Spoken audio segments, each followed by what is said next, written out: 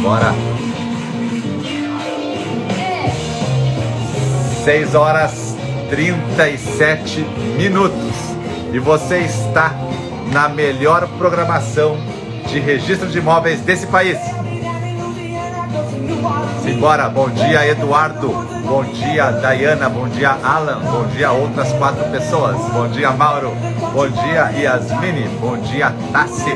Bom dia, Tatiana. Bom dia, Silvia Ronoff.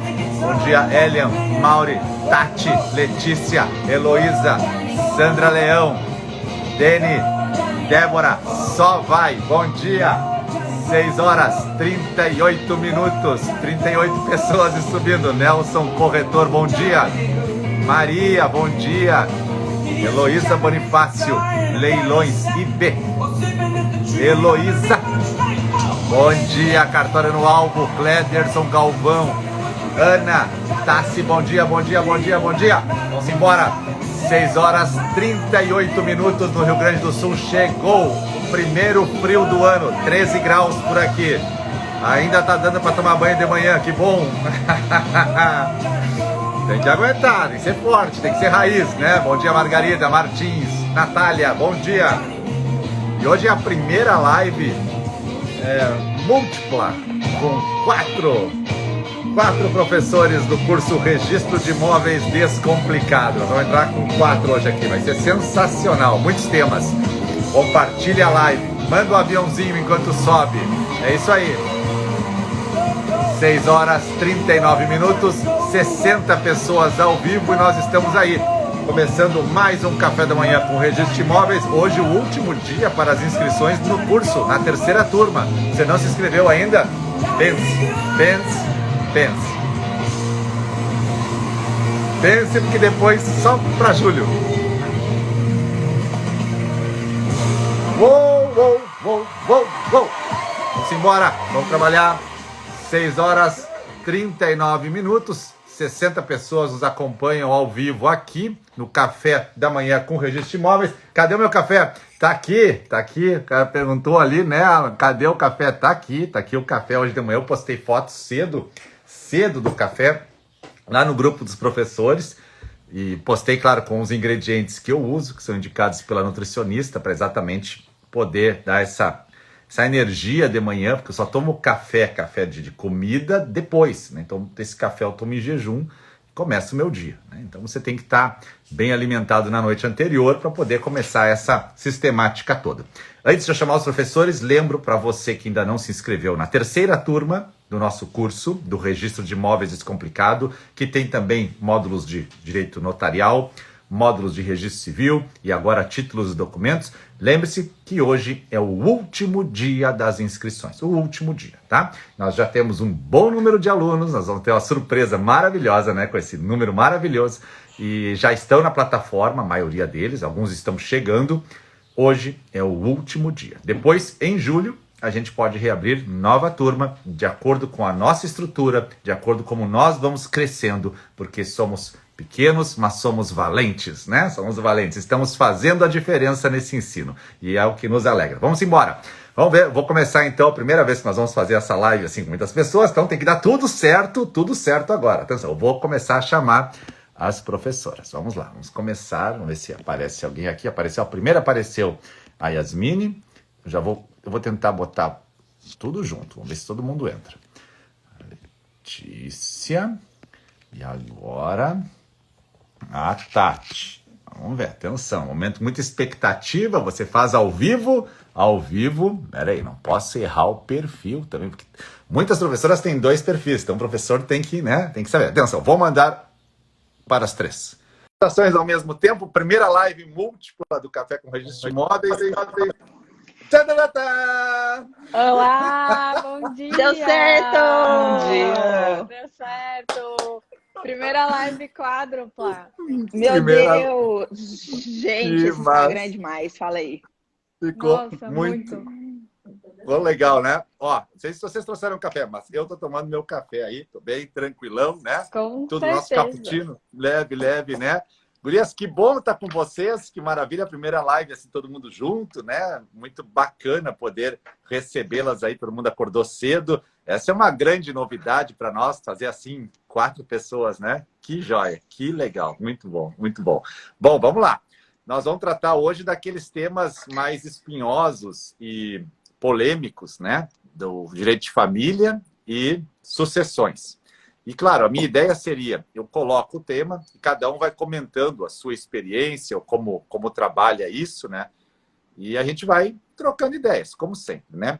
Claro, o primeiro tema que surge, sempre polêmico, no Notas e no registro de imóveis, com certeza é aquele tema espinhoso, união estável, separados de fato, né? São temas assim que nos deixam mais preocupados. E aí, a questão é a união estável. Como que a gente trata ela no registro de imóveis? Como que a gente trata ela no tabelionato de notas? Precisa vênia conjugal ou vênia convivencial, que nem alguns chamam. Havendo dissolução da união estável, a gente reconhece que ela existia e depois acaba. Pode fazer contrato de união estável, retroativo. Vamos começar nessa linha. Vamos começar pelo notas, então, com a Letícia. E depois a gente passa pelo RI com a Yasmine e a Tati, né? Como é que tu lida? Aparece muita união estável para ti aí?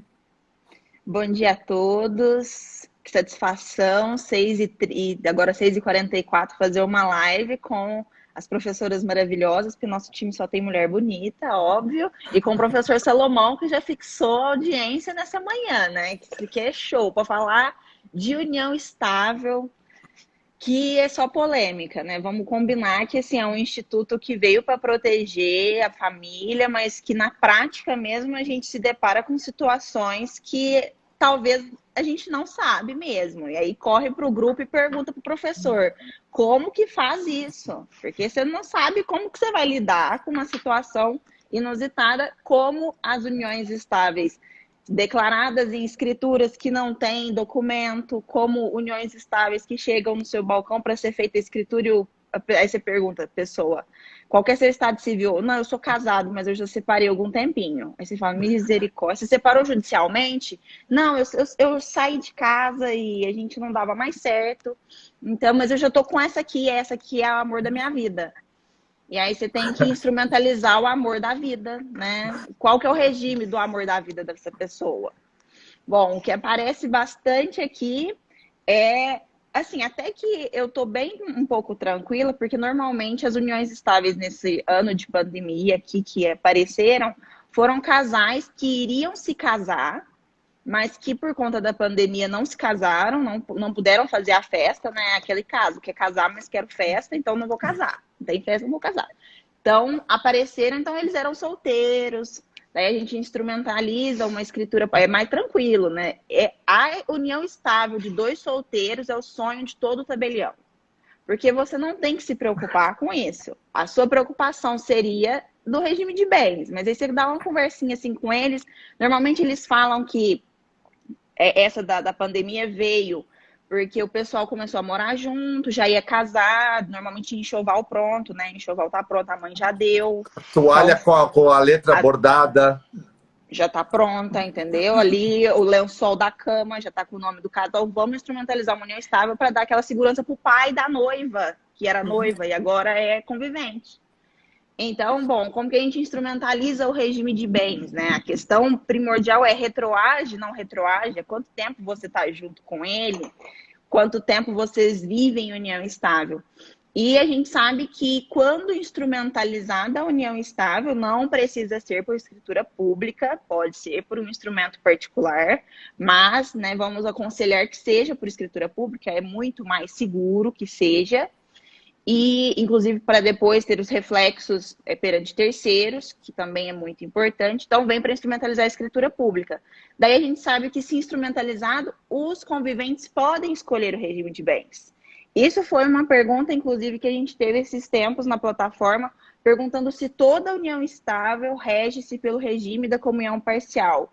E não, ele só rege pelo regime da comunhão parcial se os conviventes não tiverem nada escrito. Pode ser por uma escritura pública, pode ser por uma sentença judicial que reconhece essa união estável com outro regime de bens, ou pode ser por um contratinho particular mesmo. Infelizmente, a gente ainda tem, digo infelizmente porque é inseguro fazer um contratinho particular e botar na gaveta e esquecer e ninguém ficar sabendo disso. Então, mas isso é possível, o nosso ordenamento diz que é possível. Então, faz a escritura pública. Posso colocar data de início na minha escritura pública? Posso.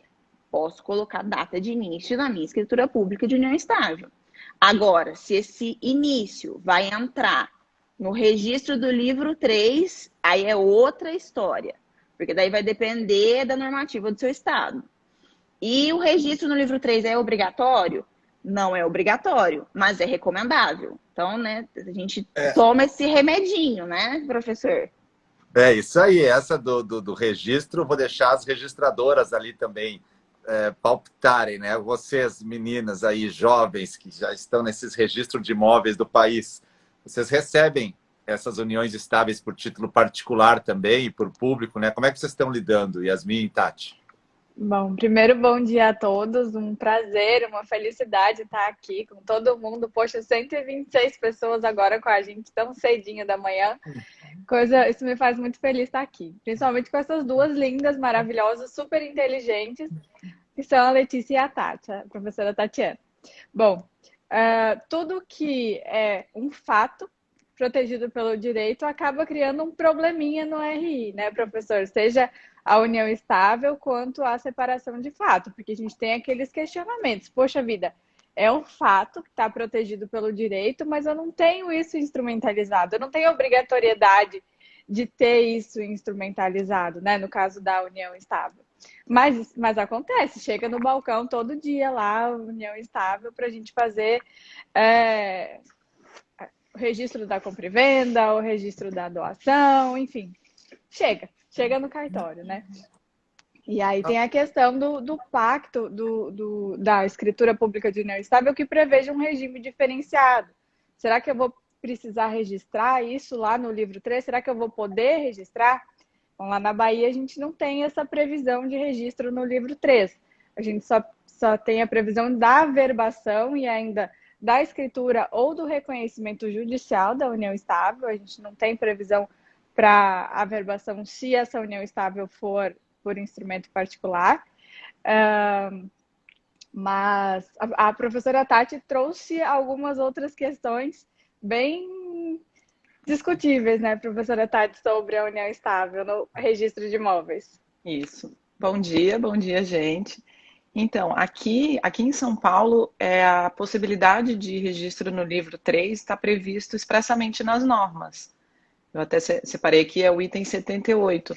E no Rio Grande do Sul também, né, professor? A consolidação normativa também traz essa possibilidade, né, de registro no livro 3, que, né, ao meu ver, é a forma mais correta.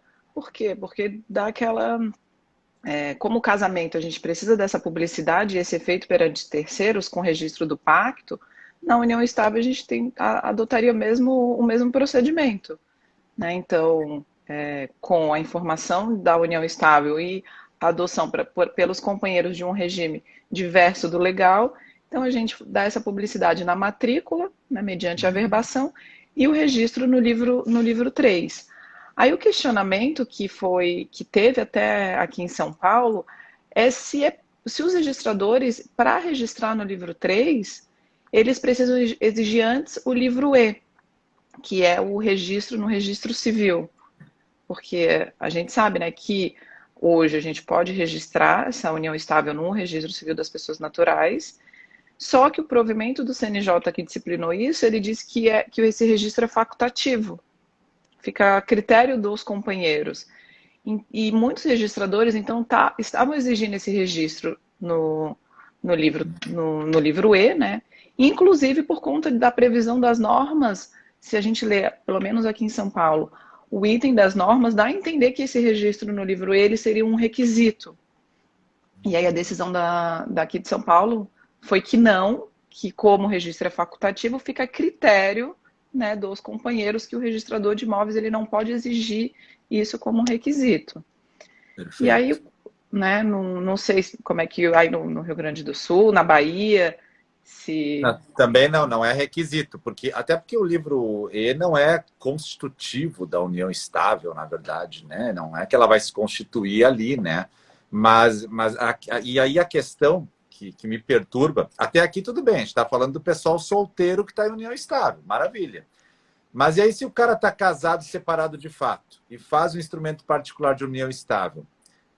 Primeira pergunta, Letícia, faz escritura, olha as perguntas, faz escritura do separado de fato em união estável? E aí a segunda pergunta, essa escritura, ou se for um instrumento particular, chega no livro 3 e averba na matrícula? Ele está casado, separado de fato. Vamos pelo notas para chegar no RI.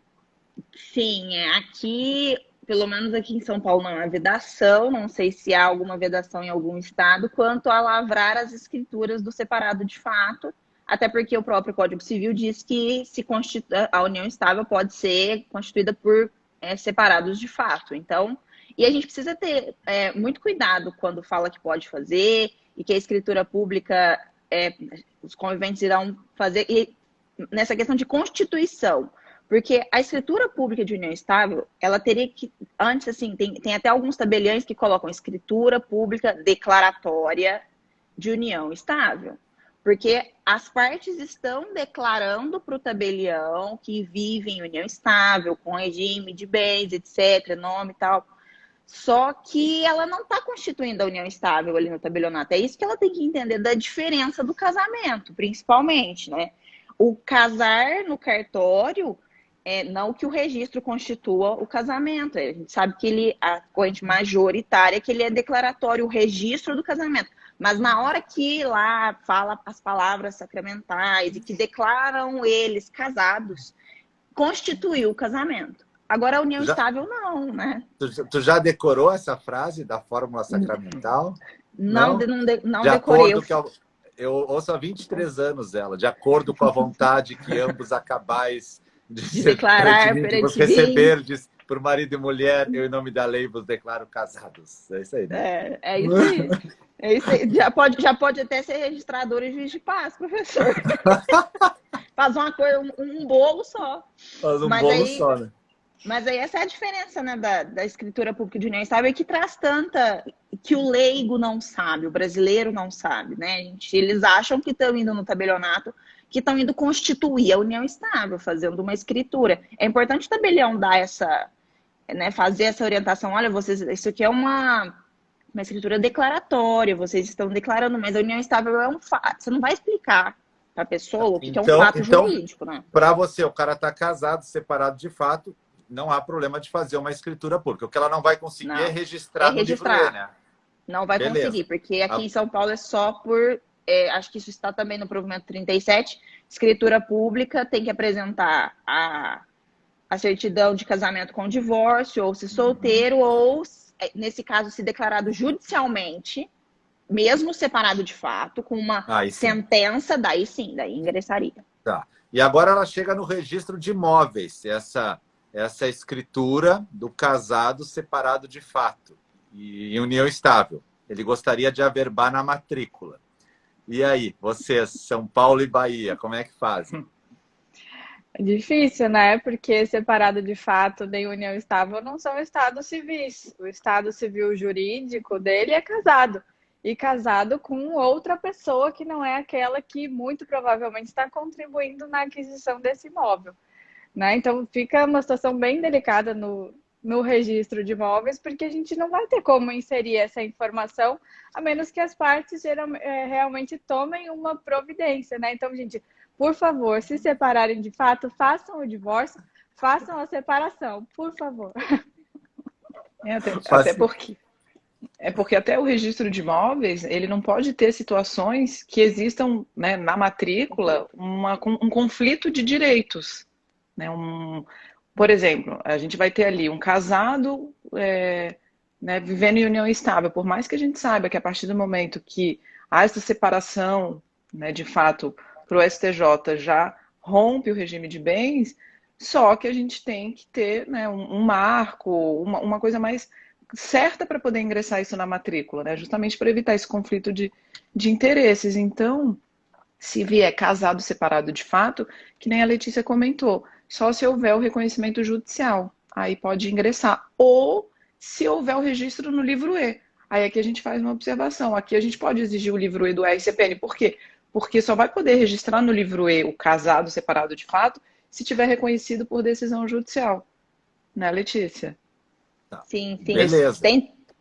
Tem também Então, o caso de ingressar no livro E, se a escritura está casado, separado de fato, mas eles apresentam a certidão, a certidão com a averbação do divórcio. Então, se feito, porque quando ingressa no livro E, não consta prazo. Aqui em São Paulo, a gente não pode colocar o prazo. O prazo só se vier também por decisão judicial. Então, se ingressou no livro 3, se fez a escritura separado de fato, mas daí 2 meses o separado de fato se divorciou com a graça de Deus. Aí pode ingressar no livro E.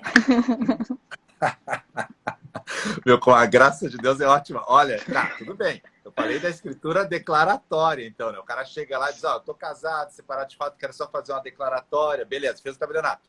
Chega no RI, já não dá. Agora, outra situação, ele chega no tabelionato e diz assim, ó, tô casado, separado de fato, estou comprando um imóvel. Comprando um imóvel agora. E essa é a minha companheira, que está comigo já há 5 anos, tenho 3 filhos com ela, né? É uma máquina, né? E não vejo a minha ex-mulher há 10 anos, mas eu quero comprar o imóvel. E ela vai ajudar a pagar o imóvel. Tá?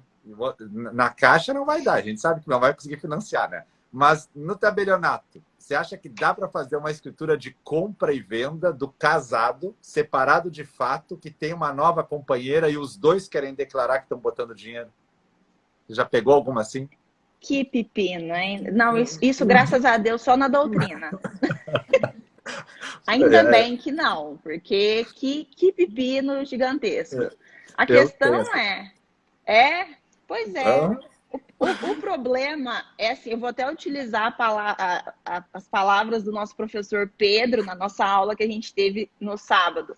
Como que você vai declarar uma separação de fato sozinho, unilateral, sendo que o seu documento é que você é casado?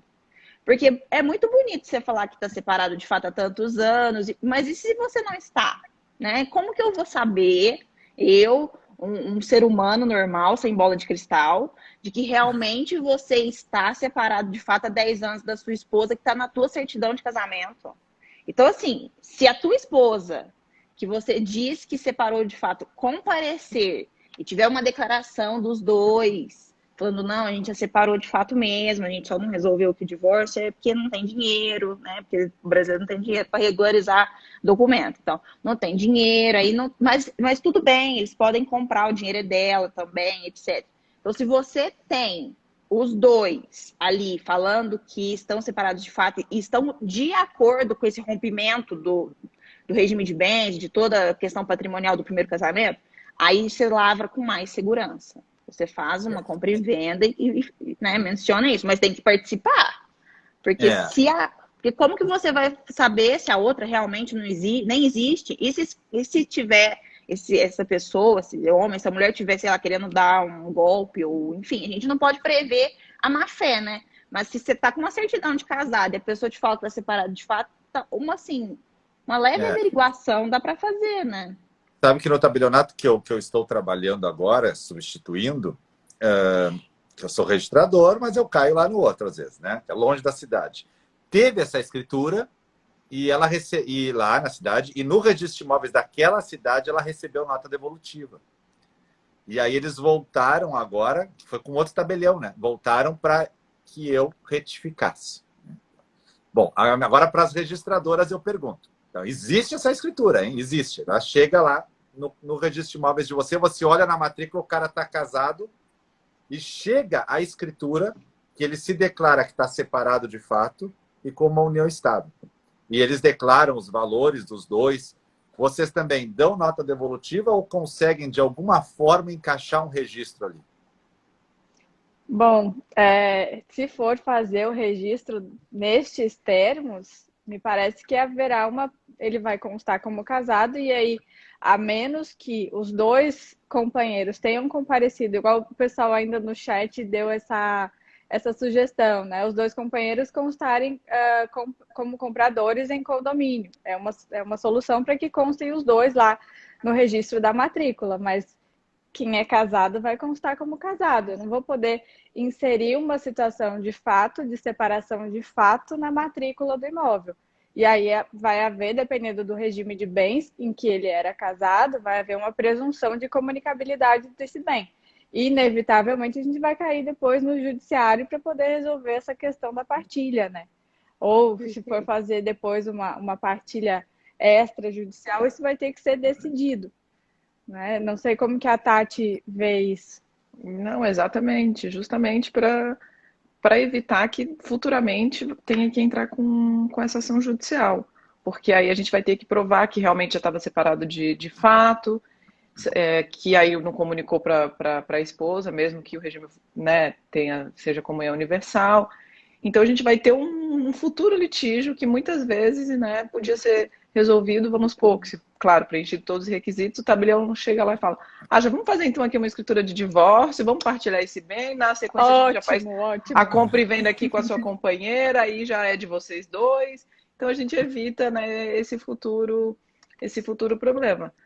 E eu entendo, né, eu entendo também que a questão, que nem o pessoal falou ali, compra em condomínio. Claro, a gente pode comprar, né, ele casado com a esposa, em condomínio, né, e aí a companheira em condomínio vai ficar 50%, né, para os casados e 50% para o outro. Mas, né, talvez essa não seja realmente a intenção das partes, né, a companheira querendo comprar, tendo só 50 e ele, né, então acho tendo que... de sócia a ex, né, a ex de sócia. Isso. Aí, então... E Uma aí... questão... Exatamente, a sócia aí. Às vezes, só para completar, eles me perguntaram ainda se poderiam registrar essa escritura em títulos documentos, já que o registro de imóveis tinha dado nota devolutiva, né? Só para ver a loucura do troço. Vai. E é outro ponto bem polêmico também, né? Ingressar no RTD documentos que transmitem propriedade por nota, porque não deu por nota devolutiva do registrador. Daí a gente também ficaria aqui 3 dias falando dessa polêmica sobre o que ingressa no RTD, que eu espero que a professora Yasmine, no curso, que eu espero sinceramente aprender RTD no curso agora, principalmente essas questões polêmicas. Não a parte básica que a gente, né, senta, lê 6.015 e consegue ler e entender, né? Agora, essa questão de que se entra, se não entra na RTD, é isso aí. Eu espero que a professora nos sane essa dúvida eterna no nosso curso. Com certeza. Só pedreira de RTD e RCPJ para esses módulos que vão entrar no curso. Sabe uma coisa que eu queria comentar? Sobre união estável ainda, porque união estável é infinito, né? A gente... Vamos voltar para o solteiro. Que é interessante ainda colocar, porque solteiro não dá problema, mas talvez dê. Se chega o solteiro, e aí ele tá comprando o imóvel, e aí ele chega no seu tabelionato e fala, aí você pergunta, você é casado? Eu sou amaziado. Você fala, bom, ele é da época, né, de 1916. E aí você fala, então, amaziado, querido... Quem é a tua companheira? Vou te trazer os documentos dela. E traz, viu? Chega o documento original da companheira no teu tabelionato. E aí, a questão que surgiu da doutrina e, né, do meio todo era, você faz a escritura constando que esse comprador vive em união estável sem nem conversar com essa companheira? É possível fazer? Ou... a companheira tem que vir comprando também e declarar, pelo menos, aceitando aquela união estável. Ou apresentem um documento. Então, a questão bateu, inclusive, na porta do conselho, até, né, professora Tati, sobre isso, se seria necessário, se poderia ser lavrada essa escritura pública com o comprador declarando que estava em união estável, se teria que ter primeiro, a concordância dessa companheira que realmente eles estão em união estável ou se teria que apresentar algum documento para que isso conste na escritura. Porque reflexos patrimoniais surgirão, né? A gente sabe que uma compra não é só uma compra. Ela tem todo um reflexo. A gente tem, inclusive, questões administrativas, preenchimento de DOI, talvez informação ao COAF, como que fica essas questões que permeiam uma escritura comunicação de bens, inclusive. Então, eu queria saber dos registradores se chega uma escritura pública com um comprador que declarou estar em união estável, mas na hora que você olha assim, assinou o ato, a convivente não assinou o ato. Comum, hein? Comum. Eu tive um caso prático assim recente até ali no cartório, né, porque o tabelião constou como comprador o João da Silva, constou o estado civil certinho, né, solteiro no caso, qual declarou que viu eu estava com a Maria. E no final da escritura só ele tinha assinado. Então, e aí até para poder, né, ter esse acesso da união estável no registro de imóveis, o que a gente precisa? Primeiro, o estado civil, né, que conste solteiro, divorciado, enfim. E aí, ali tinha. E o segundo é que essa existência da união estável ela tenha sido declarada em conjunto por ambos os companheiros. Justamente, como a Letícia falou, uma escritura de compra e venda, né, na omissão do regime de bens, vai ser parcial. Então, essa companheira ela também vai ser proprietária. Então, a gente vai ter informação da DOI, se acima, né, de 30 mil reais pago em espécie, a gente vai comunicar ao COAF, e às vezes ela nem sabe que tá sendo... né, que está sendo mencionada ali. E aí, então, eu fiz a nota solicitando que retificasse a escritura para constar ela também assinando, porque daí ela está assinando naquela compra e venda, ela já está reconhecendo aquela união estável. Ou, alternativamente, que trouxesse um documento para comprovar. E aí eles acabaram apresentando um instrumento particular com firma reconhecida, né? Tinha um instrumento particular. Tinha um instrumento particular. Tinha um instrumento particular. Então, nesse caso, eu acho que, claro, né?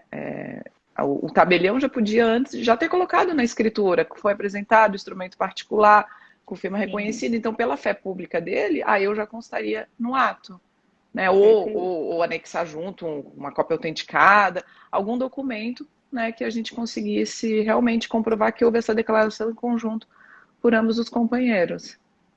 É exatamente isso como a professora Tatiana falou, né? Eu concordo com ela.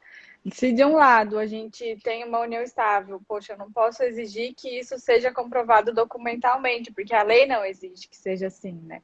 Mas de outro lado, eu tenho várias implicações de incluir aquela pessoa no registro como também proprietária, né? Porque nós temos uma presunção de comunicabilidade, uma presunção de aplicação de regime da comunhão parcial de bens na união estável. Então, me parece que é mais prudente que o registrador tome essa posição de exigir realmente uma comprovação ou pelo menos uma anuência daquele companheiro na escritura para que possa fazer constar isso do registro, né? Senão, imagine, depois ela lá respondendo um processo, foi para o COAF o negócio e ela nem sabe que é a proprietária do imóvel, nem sabe quem é aquela pessoa, né? Então... Gente, vai que é um louco. Exatamente, vai que é alguém que é fissurado na menina. Psicopata. Vai que. E aí a pessoa não tá nem sabendo, né? Importante pensar nisso também. A gente não está presumindo má fé, mas... Não, o registrador ele está protegendo toda a coletividade. Ele não está só protegendo quem está ali no registro. Sim. Ele está protegendo todo mundo, né? Às vezes a pessoa nem sabe, mas o registrador está lá protegendo os direitos daquela pessoa. Então, a atuação prudente do registrador me parece que é imperativa, né? E eu já vi contrato da Caixa, assim, hein? Contrato da Caixa. O cara foi na Caixa, financiou o imóvel e veio. Constou em união estável. Só isso. Mais nada. Nem o nome da mulher. Que bom. Muito bem feito, né? Acho que alguém perguntou ali se não tiver, né? Isso. Se não tiver, vai ter que formalizar. Vai ter que... a decisão aqui de São Paulo foi exatamente essa, que a declaração de união estável não pode ser unilateral, né, gente? Não tem como eu declarar que eu vivo em união estável se o meu companheiro não declarar também. Bom, declarar eu posso. Agora, se tem efeitos jurídicos, se vai entrar em matrícula, comprar imóvel, fazer escritura pública, aí é outra história.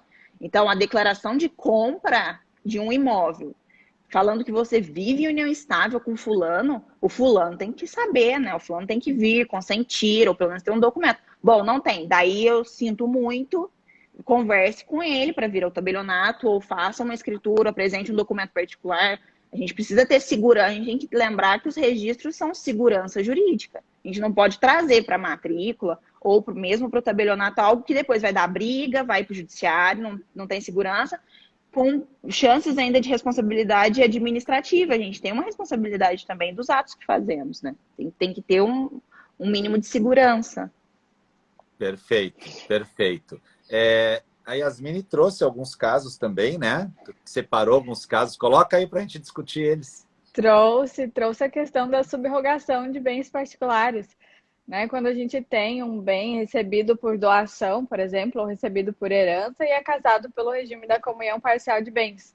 Mas aí o bem vai ficando velho, aparece uma outra oportunidade. Eu quero trocar o imóvel particular que eu tenho, que eu recebi em doação dos meus pais, por um mais novo. Quero só fazer essa troca.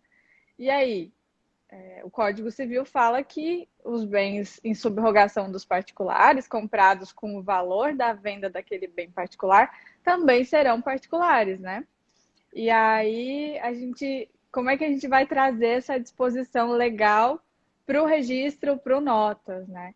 E aí, até queria que a professora Letícia depois complementasse a questão da escritura, né? E no registro a gente tem correntes muito variadas, assim. Se eu posso constar essa informação da subrogação no registro dessa compra e venda, né?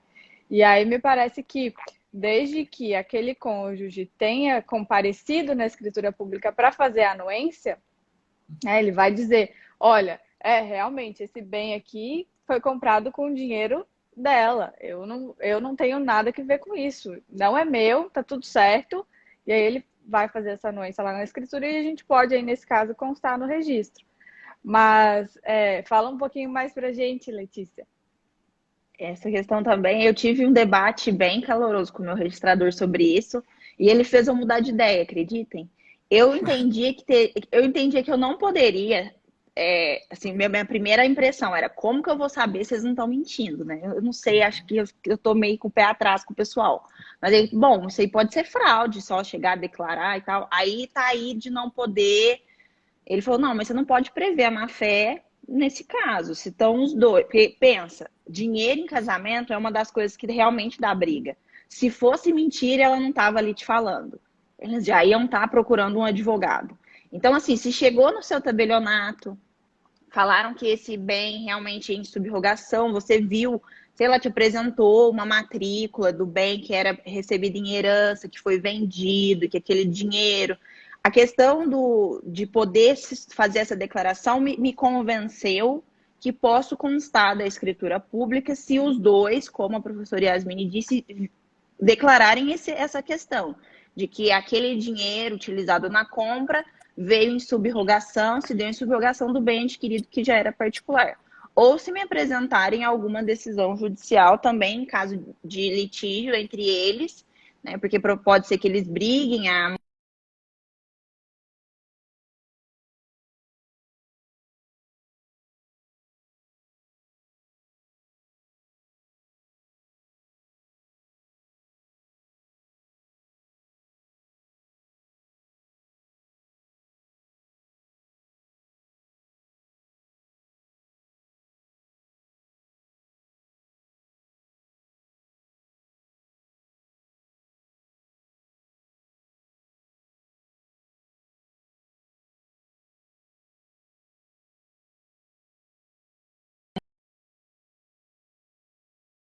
escritura pública, né? A questão vai ser a declaração deles e, bom, subrogou, né? sim, em conjunto vocês estão de acordo, escritura pública sem maiores problemas.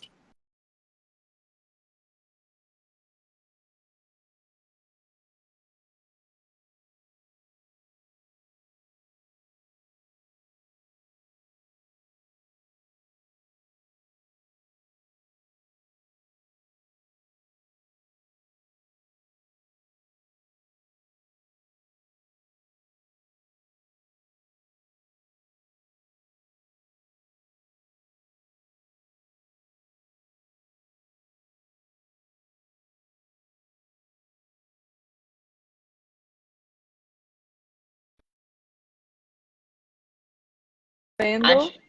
Parou Acho- aqui. Voltou? Vamos ver. Voltou?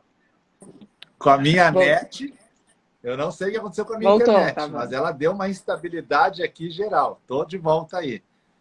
Vamos ver Será se que voltou.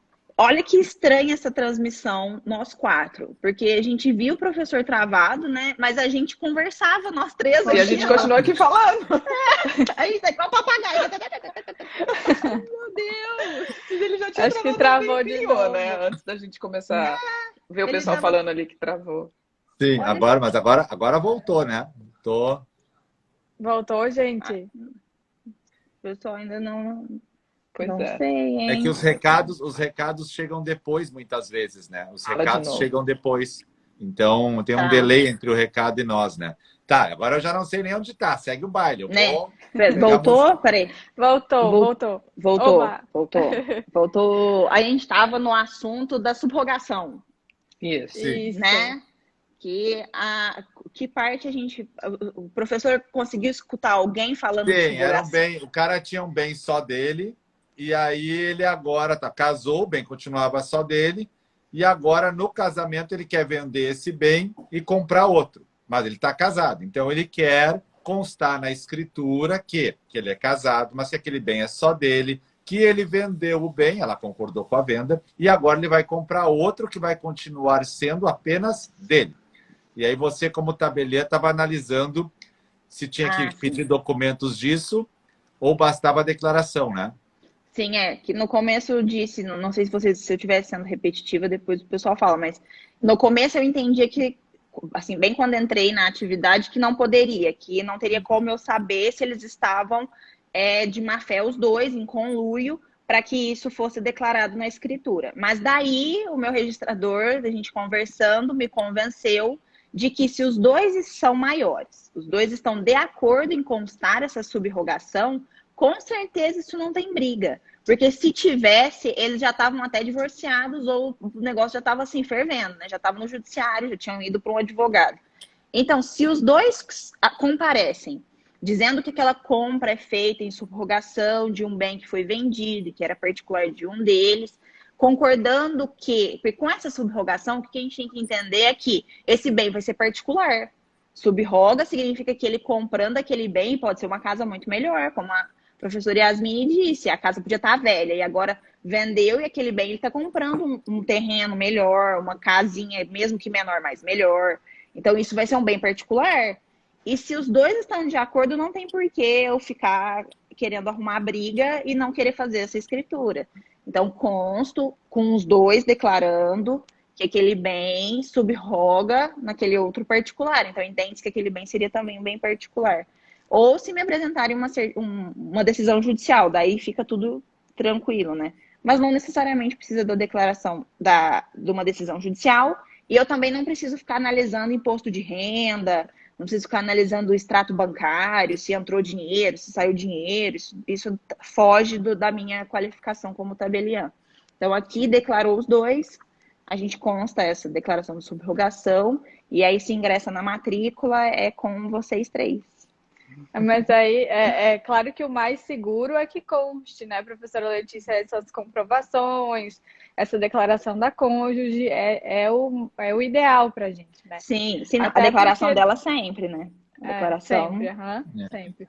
Até porque A depois, pergunta- se tiver uma fraude, o prejudicado ele vai poder entrar com uma ação judicial e poder discutir isso, né? Se tiver Sim. prejuízo para alguém.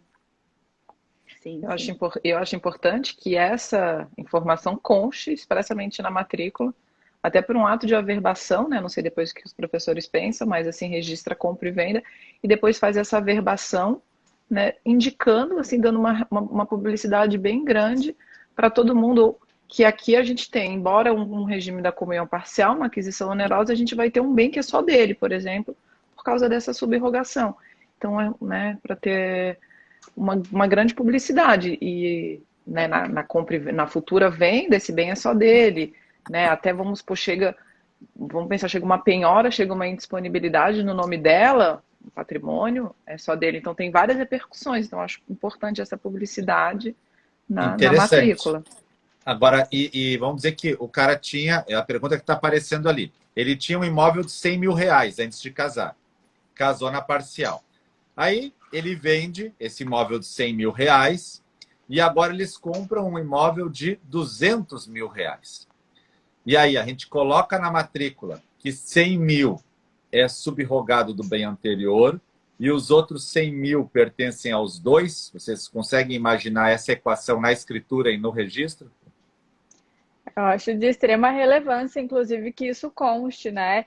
Principalmente para dar uma publicidade para essa questão, né? De, poxa, metade do bem vai ser um bem particular, mas a outra metade vai ser um bem que se comunica entre os cônjuges. Então, me parece extremamente relevante que a gente dê publicidade para essa situação, tanto na escritura quanto na matrícula. Até porque na forma de pagamento, atualmente, inclusive, a gente tem que especificar exatamente como que foi pago, da onde que saiu o dinheiro, enfim, dar o máximo de informações possível sobre essa forma de pagamento. Perfeito. Sim, a única questão que talvez me colocaria um pouco em dúvida seria quanto à existência de condomínio, de comunhão, como que a gente depois interpretaria essa questão, porque como que entra esse imóvel? Ele entra metade particular e metade comum, então a gente teria um condomínio dentro do casamento. Talvez isso doutrinariamente me incomoda aqui, assim, eu tô meio que, sabe, comichando, mas não sei, talvez pode ser que eu precise estudar bastante esse ponto. Não sei, seria possível um condomínio, porque se o bem é particular, né, não comunicaria, então é um condomínio dentro de um casamento com um bem comum, um bem particular, né? Eu sinto fico um pouco confusa quando a gente trata de comunhão e condomínio, né? Tati, tu aí faria esse registro? O que tu acha?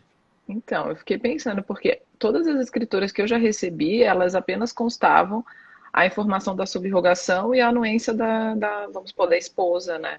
Eu nunca recebi assim, com essa divisão, que 100 mil é em subrogação e 100 mil é particular. Metade, Por quê? né? Sabe onde é que O que aparece está isso? subrogando é o imóvel.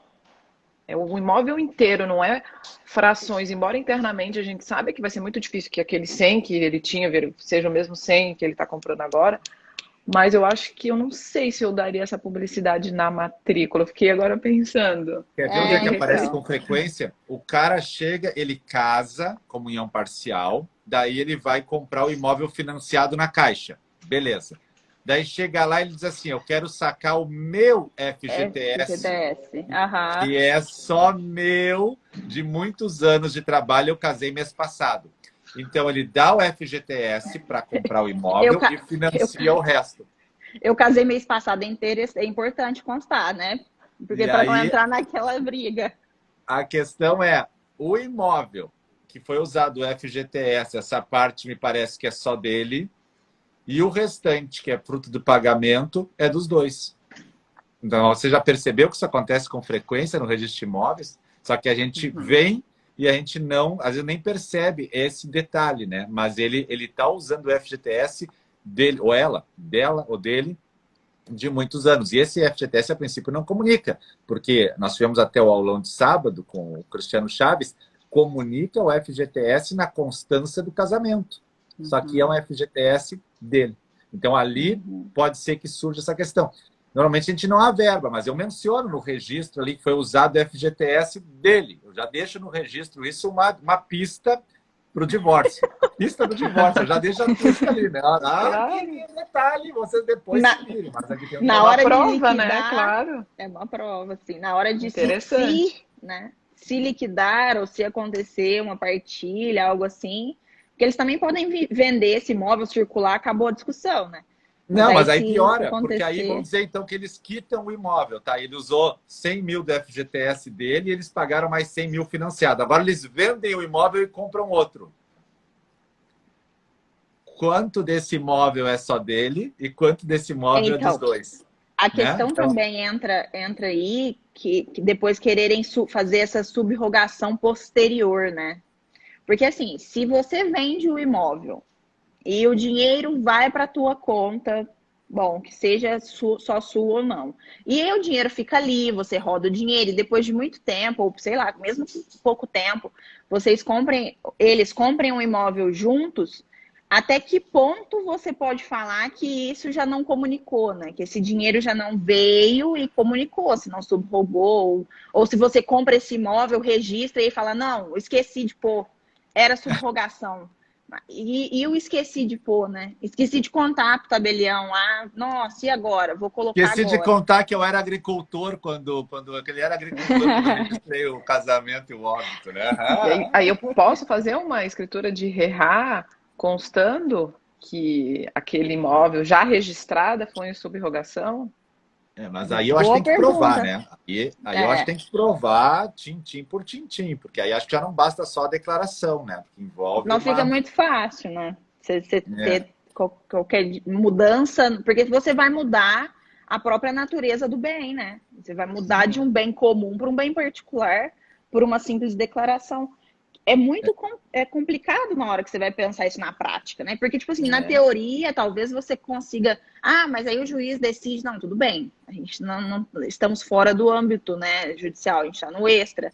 É difícil o tabelião e o registrador terem essa certeza de subrogação pela mera declaração 1 ou 2 anos depois. Aí você fala, mas por que agora veio, né, essa bucha aqui? Então, não isso acho aí. que seja tão pacífico, né? O registrador acaba sendo, nessa situação, acho que mais fácil, porque se vier uma escritura de RERA, né, feita pelo tabelião, constando essa informação, né, pela fé pública, em tese a gente poderia fazer essa verbação, retificando, né, aquele ato feito anteriormente e dizendo que não se comunica.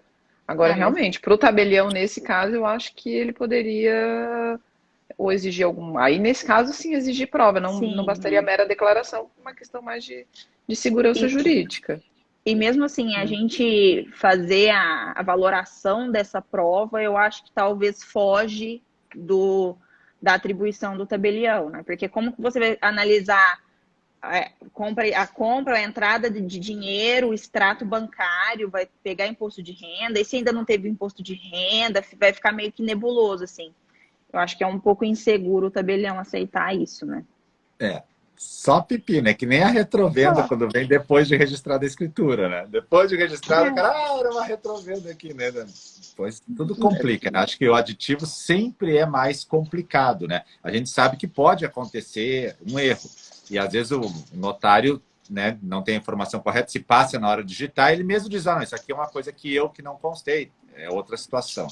Mas depois me parece bem diferente. Tá, nem vou entrar em mancomunhão para não piorar. Vamos pular um pouquinho para sucessões, né? Porque a gente ficou só em família até agora, né? Vamos dar um saltinho para sucessões, porque se a gente anunciou que a live ia ter sucessões também, né? Então, daí eu tenho para vocês. Aconteceu para mim essa semana, né?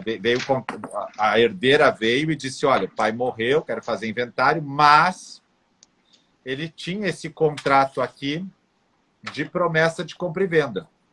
E o pai vendeu, está pago, está aqui tudo quitado, e eu queria passar a escritura. O imóvel ainda está em nome do pai. E ela está me perguntando assim, se pode passar a escritura do falecido, do espólio, para essa pessoa, não entrando no inventário esse bem, ou se o bem tem que entrar no inventário e habilitar aquele comprador. Como é que vocês trabalham com isso primeiro no notas, depois vão chegar no registro? Bom, aqui em São Paulo, pelo menos, a gente tem a possibilidade de cumprir, o inventariante poder cumprir as obrigações do falecido. Quando desse compromisso, se ele já estiver quitado, de fato, há tempos, tem quitação, inclusive, o inventariante, a gente pode instrumentalizar aquela escritura de nomeação de inventariante e com todos, né, comparecendo, todos os herdeiros, declara quem são os herdeiros, nomeia o inventariante e ele outorga a escritura pública, porque entende-se que isso é uma mera obrigação. A transmissão da propriedade já se foi, né? Já se esvaiu com o tempo, o pagamento foi tirando um pouquinho, então já não existe propriedade mais.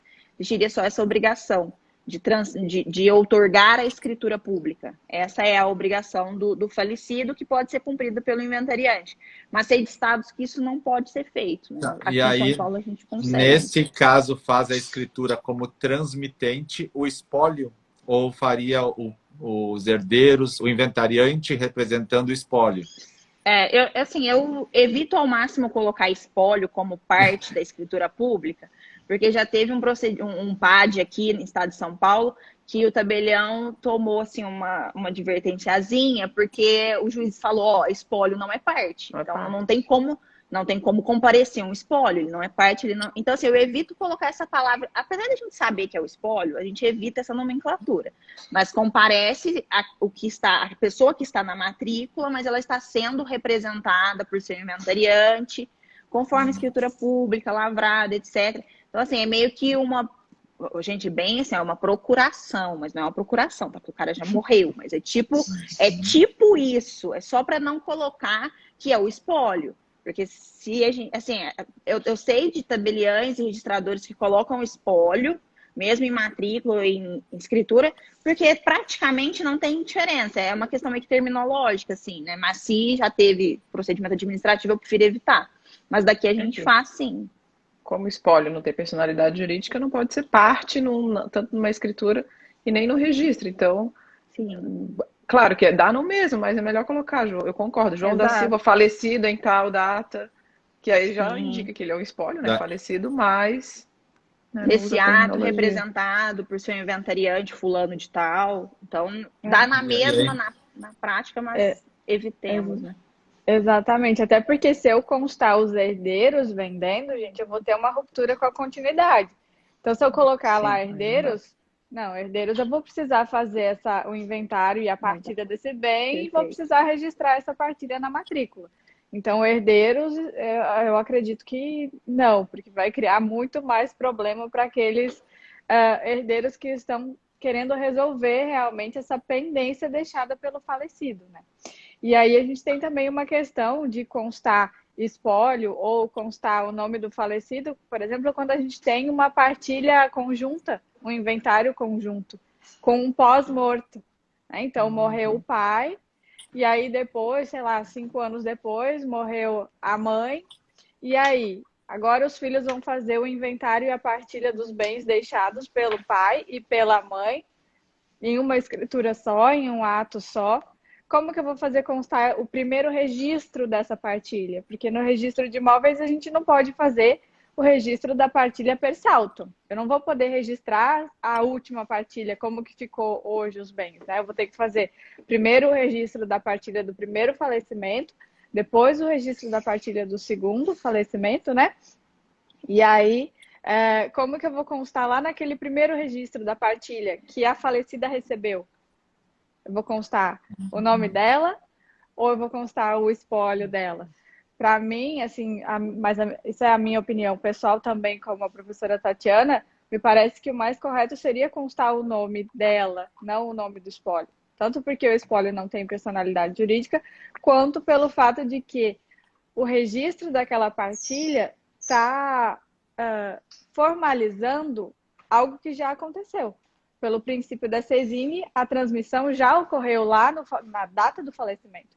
Então, eu estou só formalizando essa transmissão na matrícula. E quando foi feita essa transmissão, ela era viva.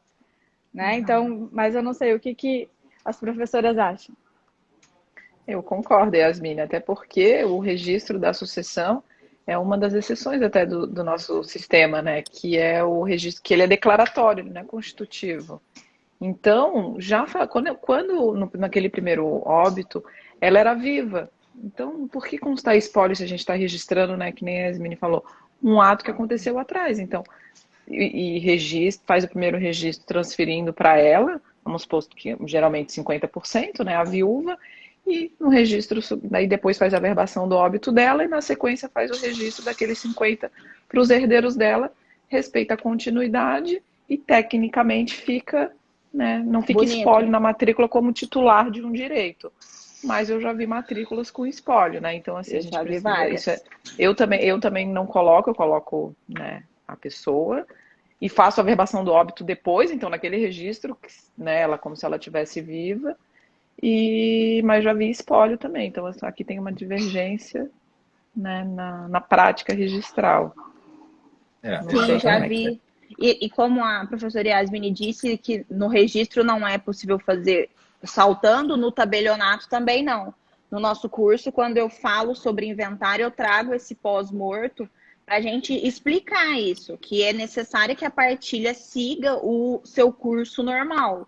A gente tem que respeitar todas as datas de óbitos que aconteceram no meio e fazer as partilhas, né, singulares, mesmo que conjunto, mesmo que um único instrumento, haverá outra, não só uma partilha, mas sempre respeitando a continuidade. A gente não vai saltar do vô pro neto, a gente vai do vô pro pai, isso, a gente... Vai ser um instrumento, né, com vários inventários dentro. Vários atos, exatamente. A questão de fazer em uma... E TCMD, sim. A questão de fazer em um só... Isso, cada um com seu ITCMD discriminado. A questão de fazer em um único instrumento não significa que é um único ato. A gente pode ter porque a pessoa pega uma escritura só, né? Que aí você entrega um traslado só.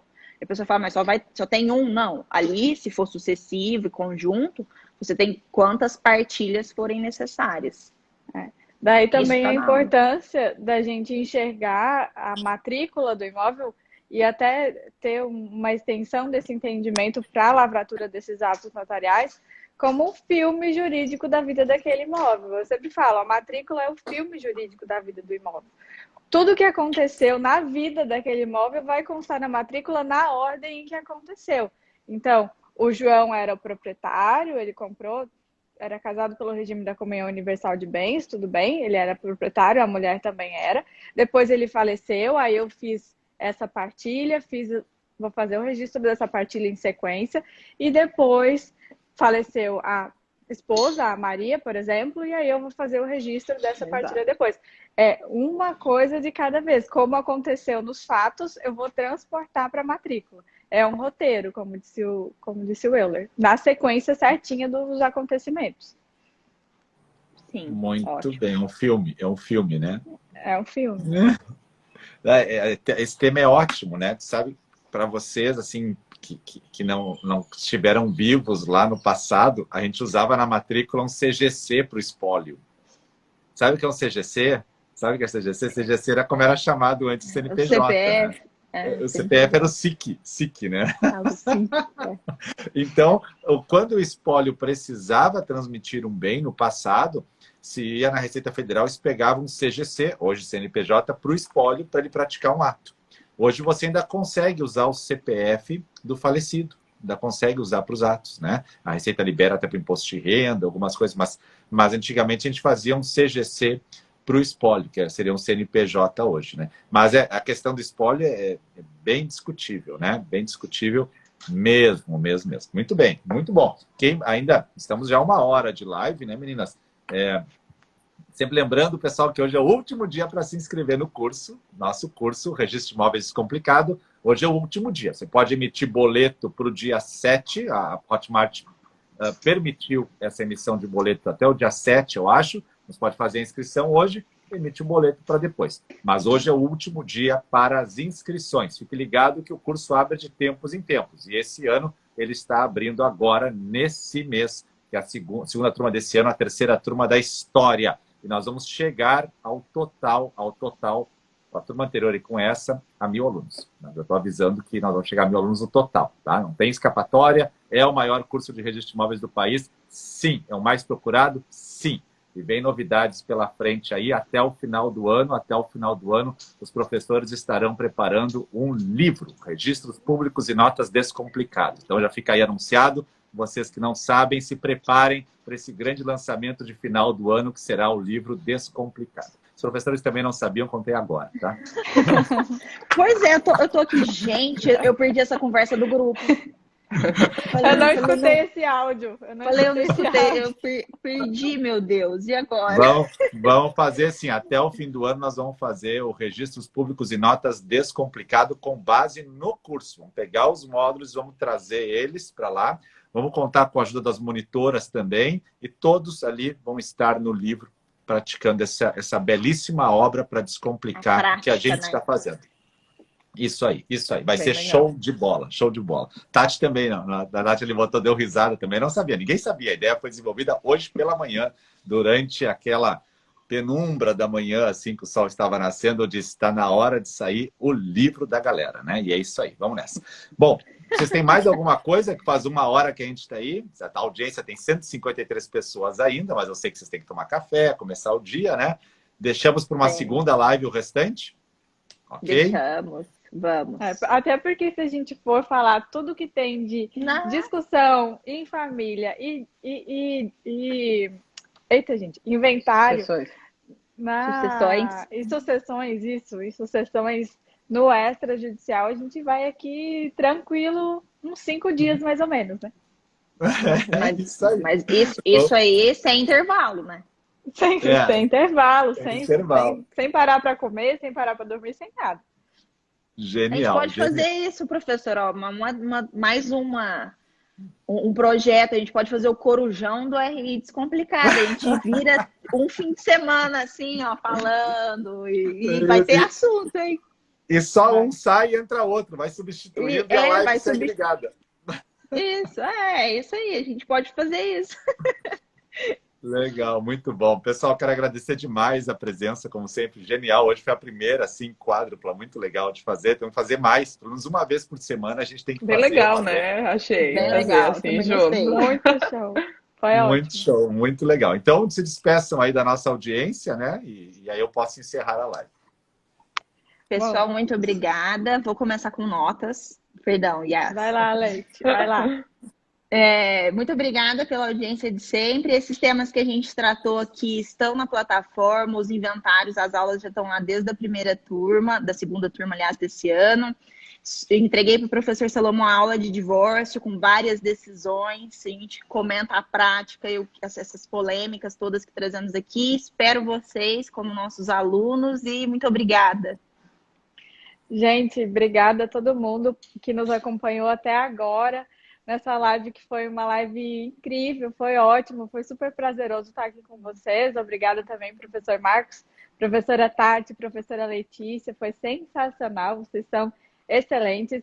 E quem ainda está com dúvida, que ainda não comprou o curso, gente, o curso está fantástico, tá muito bom, eu nunca vi nada igual. E o preço está super acessível para o que a gente oferece, né? Sempre lembrando que o professor Marcos fala uma coisa, mas ele entrega 10 vezes mais. Sempre. Isso é a regra.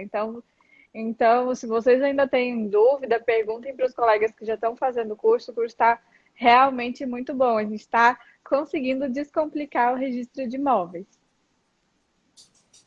É isso, pessoal. Obrigada.